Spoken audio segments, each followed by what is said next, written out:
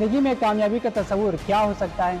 ज़िंदगी मुश्किलात और स्ट्रगल को दिल से कबूल करने का नाम है। ज़िंदगी में कामयाबी हासिल करने के लिए दोस्तों का तयन बेहद ज़रूरी है, क्योंकि कोई भी इदारा, कोई भी किताब, कोई भी शख्स किसी भी इंसान को तब तक रहनुमाई नहीं दे सकता जब तक वो खुद अपनी रहनुमाई आप न करना चाहे।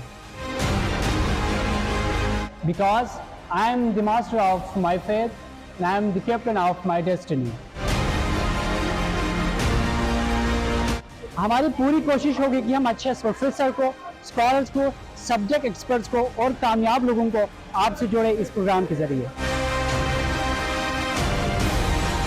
मैं हूं अफजल सबा और मैं ला रहा हूं आपके लिए fast point interview series. Don't forget to subscribe our YouTube channel.